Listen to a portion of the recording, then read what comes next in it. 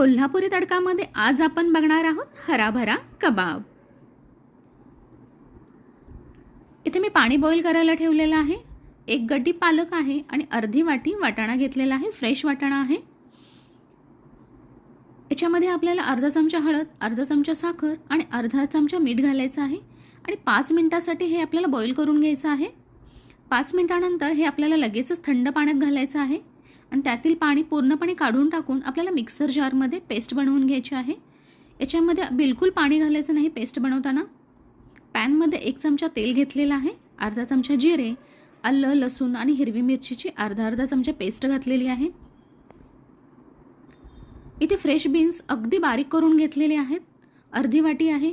गाजर आहे किसलेलं अर्धी वाटी शिमला मिरची घेतलेली आहे। हे सर्व आपल्याला अगदी बारीक करून घ्यायचे आहेत भाज्या आणि अर्धी वाटी फ्लावर घेतलेला आहे। चवीपुरतं मीठ घालायचं आहे आणि बनवलेली जी पेस्ट आहे ती संपूर्ण याच्यामध्ये ॲड करून घ्यायची आहे। आपल्याला पेस्ट आपल्याला 2 मिनिटं परतल्यानंतर त्याच्यामध्ये आपल्याला बेसन घालायचे आहे 3 चमचे। इथे बेसन बाइंडिंगसाठी घातलेलं आहे।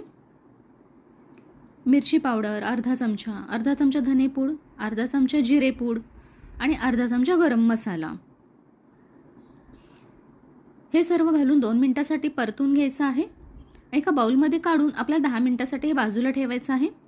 याच्यामध्ये कसुरी मेथी, बॉईल केलेला 1 बटाटा घातला, किसलेलं पनीर आहे अर्धी वाटी, कॉर्नफ्लॉवर 4 चमचे आहे, ब्रेड क्रम्स 4 चमचे आणि चाट मसाला अर्धा चमचा आणि भरपूर अशी कोथिंबीर घालायची आहे। असे छोटे छोटे आपल्याला पॅटी बनवायचे आहेत आणि वरून काजू लावायचं आहे आपल्याला। हे सर्व मी इथे बनवून घेतलेले आहे। हे तुम्ही शालो फ्राय किंवा डीप फ्राय तुम्हाला कसं आवडतं त्या पद्धतीने तुम्ही करून घ्या। दोन्ही साईडने अगदी क्रिस्पी असे आपल्याला तळून घ्यायचे आहेत। हे पॅटी बनवून तुम्ही अगदी फ्रीजमध्ये 3 ते 4 दिवसासाठी सुद्धा ठेवू शकता आणि हवं तेव्हा तुम्ही गरम करून घेऊ शकता।